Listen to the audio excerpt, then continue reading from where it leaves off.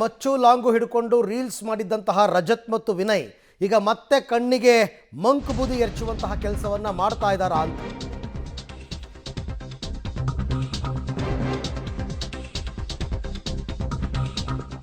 ವಿಡಿಯೋದಲ್ಲಿ ಅಸಲಿ long seize ಮಾಡಿದ ಲಾಂಗು ವ್ಯತ್ಯಾಸ ಕಂಡು ಬರ್ತಾ ಇದೆ. ಇವರೇನೋ ತಗೊಂಡೋಗಿ ಪೊಲೀಸರು ಕೊಟ್ಟರಂತಲ್ಲ, ಅದೇ ಬೇರೆ, ವಿಡಿಯೋದಲ್ಲಿ ಇರೋದೇ ಬೇರೆ. ರೀಲ್ಸ್ನಲ್ಲಿರುವ ಲಾಂಗು ತುಕ್ಕು ಹಿಡಿದ ರೀತಿಯಲ್ಲಿದೆ, ಆದರೆ ಸೀಸ್ ಆದ ಲಾಂಗು ಫೈಬರ್ ಲಾಂಗು ಹೊಳಿತಾ ಇದೆ. ಮತ್ತು ಸೈಜ್ನಲ್ಲೂ ಕೂಡ ವ್ಯತ್ಯಾಸ ಕಂಡು ಬರ್ತಾ ಇದೆ, ಅದರ ಡಿಸೈನ್ನಲ್ಲೂ ವ್ಯತ್ಯಾಸ ಕಂಡು ಬರ್ತಾ ಇದೆ. ಹೀಗಾಗಿ ಮತ್ತೆ ವಿಚಾರಣೆಗೆ ಕರೆಯೋ ಪ್ಲ್ಯಾನ್ನಲ್ಲಿದ್ದಾರೆ ಪೊಲೀಸರು.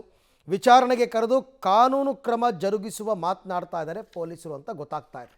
ವೆರಿ ಸಿಂಪಲ್ ನೋಡಿ, ಇದೆರಡಕ್ಕೂ ನೋಡಿ ವ್ಯತ್ಯಾಸ ನೋಡಿ. ರೀಲ್ಸ್ನಲ್ಲಿರೋ ಮಚ್ಚು ನೋಡಿ, ಇವರು ಪೊಲೀಸರು ಸೀಸ್ ಮಾಡಿರೋ ಮಚ್ಚನ್ನು ನೋಡಿ. ರೀಲ್ಸಲ್ಲಿರೋದು ಒರಿಜಿನಲ್ ಮಚ್ಚು, ಇವರು ಕೊಟ್ಟಿರೋದು ಫೈಬರ್ ಮಚ್ಚು. ಅದರ ಬಣ್ಣವನ್ನು ನೋಡಿದಾಗ ಗೊತ್ತಾಗುತ್ತೆ, ಜೊತೆಗೆ ಅದರ ಫ್ರಂಟ್ ಎಡ್ಜ್ ಶೇಪ್ ನೋಡಿದಾಗ ಗೊತ್ತಾಗುತ್ತೆ. ಅಂದರೆ ಇದು ಪೊಲೀಸರಿಗೆ ಸುಳ್ಳು ಹೇಳಿದ್ದಾರೆ. ಲಾಂಗ್ ಹಿಡಿದು ರೀಲ್ಸ್ ಮಾಡಿದ್ದಲ್ಲದೆ ಈಗ ಸಾಕ್ಷಿ ನಾಶ ಮಾಡಿದ್ದಾರೆ. ಇನ್ನೊಂದು ಕೇಸ್ ಬೀಳುತ್ತಿದ್ದು, ಸಾಕ್ಷಿ ನಾಶದ ಕೇಸು. ಫೈಟ್ ಕೊಟ್ಬಿಡಿ ಬ್ರದರ್, ವಿಚಾರಣೆಗೆ ಹೋಗ್ತಿದ್ರೆ ಈಗ ವಿನಯ್ ಬರ್ತಿದ್ದಾರ? 2 ನಿಮಿಷ ಮಾತಾಡಿದ್ರು. ಅಲ್ಲ ಇಲ್ಲೇ ಇದೆ, 2 ಚಾನಲ್ ಇದೆ, ಮಾತಾಡ್ಬಿಡಿ. ಇಬ್ಬರೇ ಇದ್ದೀವಿ, ಹೇಳಿ ಸರ್. ಮೇಡಮ್ 100% ಮಾಡ್ತೀನಿ, ಸಾರಿ ಸರ್. ಇಲ್ಲೊಂದು ಬೈಟ್ ಕೊಟ್ಬಿಡಿ.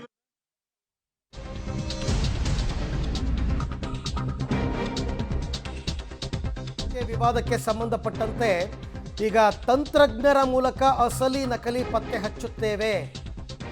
ಬೆಂಗಳೂರು ಕಮಿಷನರ್ ದಯಾನಂದ್ ಅವರ ಹೇಳಿಕೆ ಇದು. ಅದೇನು ತುಂಬ ಸುಲಭ ಕಂಡುಹಿಡಿಯೋದು. ಈಗ ಸಿಕ್ಕಿರೋ ಮಾಹಿತಿಯನ್ನು ಆಧರಿಸಿ ಮತ್ತೆ ನೋಟಿಸನ್ನು ನೀಡಲಾಗುತ್ತೆ ಅಂತ ಹೇಳಿದ್ದಾರೆ. ಅಕಸ್ಮಾತ್ ಪೊಲೀಸರಿಗೆ ದಾರಿ ತಪ್ಪಿಸಿದ್ರೆ ಸಾಕ್ಷಿ ನಾಶದ ಕೇಸ್ ಹಾಕ್ತೀವಿ. ಸಾಕ್ಷಿ ನಾಶ ಪ್ರಕರಣವು ಇದೇ ಪ್ರಕರಣಕ್ಕೆ ಸೇರಲಿದೆ ಅಂತ ಕಮಿಷನರ್ ದಯಾನಂದ್ ಅವರು ಹೇಳಿದ್ದಾರೆ. ಇವ್ರು ಕೊಟ್ಟಿರೋ ಮಚ್ಚು ಮತ್ತು ಅವ್ರು ಯೂಸ್ ಮಾಡಿರೋ ಮಚ್ಚು ವಿಜುವಲಲ್ಲಿ ನೋಡಿದ್ರೆ ಚಿಕ್ಕ ಮಕ್ಕಳಿಗೆ ತೋರಿಸಿದ್ರು ಗೊತ್ತಾಗ್ಬಿಡುತ್ತೆ. ಶೇಪ್ ನೋಡಿ ಗೊತ್ತಾಗುತ್ತೆ ನಿಮಗೆ.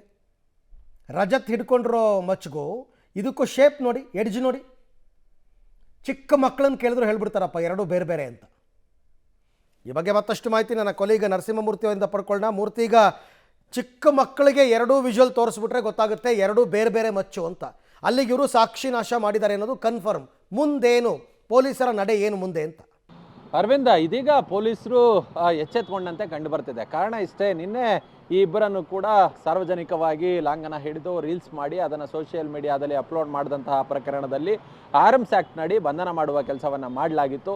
ಅದಾದ ಬಳಿಕ ಇವತ್ತು ಕೋರ್ಟ್ಗೆ ಪ್ರೊಡ್ಯೂಸ್ ಮಾಡ್ತೀವಿ ಅನ್ನೋ ಮಟ್ಟಿಗೆ ಸೂಚನೆಯನ್ನು ಸಹ ಕೊಟ್ಟಿದ್ದರು.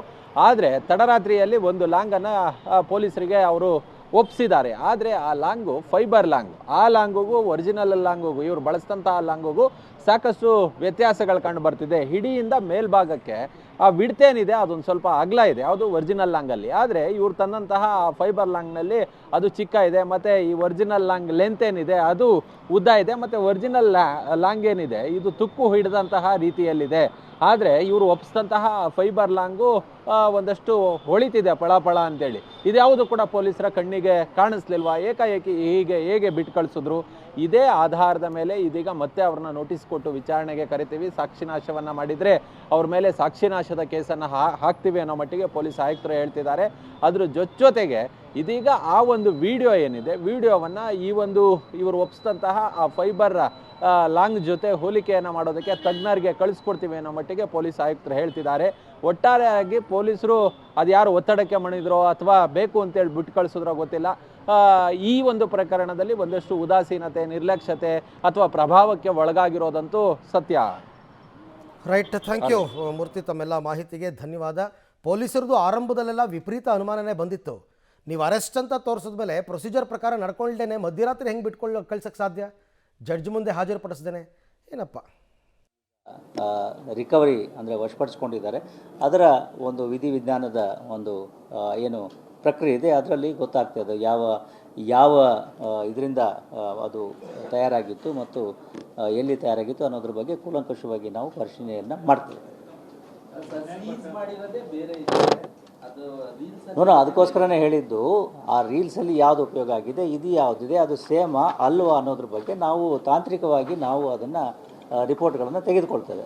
ಅದೇ ಹೌದಾ ಅಲ್ವಾ ಅನ್ನೋದ್ರ ಬಗ್ಗೆ ನಾವು ತಂತ್ರಜ್ಞರನ್ನು ಸಂಪರ್ಕಿಸಿ ಅವರುಗಳ ಒಂದು ವರದಿ ಆಧಾರದ ಮೇಲೆ ಮುಂದುವರಿತೀಯೇ ಹೊರತು ಊಹಾಪೋಹಗಳ ಮೇಲೆ ಮುಂದುವರಿಲಿಕ್ಕೆ ಆಗೋದಿಲ್ಲ. ಶಸ್ತ್ರಾಸ್ತ್ರಗಳನ್ನು ಏನು ಉಪಯೋಗ ಮಾಡಿದ್ರು ಅವುಗಳನ್ನು ಕೂಡ ಪೊಲೀಸರು ಈಗ ರಿಕವರಿ ಅಂದರೆ ವಶಪಡಿಸ್ಕೊಂಡಿದ್ದಾರೆ. ಅದರ ಒಂದು ವಿಧಿವಿಧಾನದ ಒಂದು ಏನು ಪ್ರಕ್ರಿಯೆ ಇದೆ ಅದರಲ್ಲಿ ಗೊತ್ತಾಗ್ತದೆ ಅದು ಯಾವ ಇದರಿಂದ ಅದು ತಯಾರಾಗಿತ್ತು ಮತ್ತು ಎಲ್ಲಿ ತಯಾರಾಗಿತ್ತು ಅನ್ನೋದ್ರ ಬಗ್ಗೆ ಕೂಲಂಕಷವಾಗಿ ನಾವು ಪರಿಶೀಲನೆಯನ್ನು ಮಾಡ್ತೇವೆ. ನೋಡೋಣ, ಅದಕ್ಕೋಸ್ಕರನೇ ಹೇಳಿದ್ದು ಆ ರೀಲ್ಸಲ್ಲಿ ಯಾವುದು ಉಪಯೋಗ ಆಗಿದೆ, ಇದು ಯಾವುದಿದೆ, ಅದು ಸೇಮಾ ಅಲ್ವಾ ಅನ್ನೋದ್ರ ಬಗ್ಗೆ ನಾವು ತಾಂತ್ರಿಕವಾಗಿ ನಾವು ಅದನ್ನು ರಿಪೋರ್ಟ್ಗಳನ್ನು ತೆಗೆದುಕೊಳ್ತೇವೆ. ಅದೇ ಹೌದಾ ಅಲ್ವಾ ಅನ್ನೋದ್ರ ಬಗ್ಗೆ ನಾವು ಯಾವ ರೀತಿ ಪೊಲೀಸರು ಈ ಪ್ರಕರಣವನ್ನು ತನಿಖೆ ನಡೆಸ್ತಾರೆ, ಯಾರ್ದಾದ್ರೂ ಪ್ರಭಾವಿಗಳ ಒತ್ತಡಕ್ಕೆ ಮಣಿದಿದ್ದಾರಾ? ಆರಂಭದಲ್ಲಿ ಹಾಗೆ ಅನ್ನಿಸ್ತು, ಈಗೇನೋ ಒಂದಷ್ಟು ಪ್ರಯತ್ನಗಳಾಗುತ್ತೆ ಅಂತ ಹೇಳಿದ್ದಾರೆ. ಕಮಿಷನರ್ ಕೂಡ ಮಾತನಾಡಿದ್ದಾರೆ. ನೋಡೋಣ ಏನು ಕ್ರಮ ತಗೋತಾರೆ ಅಂತ. ಏನೂ ಕ್ರಮ ತಗೊಳ್ಳಿಲ್ಲ ಅಂತಂದರೆ ಅಗೈನ್ ಪೊಲೀಸರ ಮೇಲೆ ಅನುಮಾನ ಬಂದೇ ಬರುತ್ತೆ.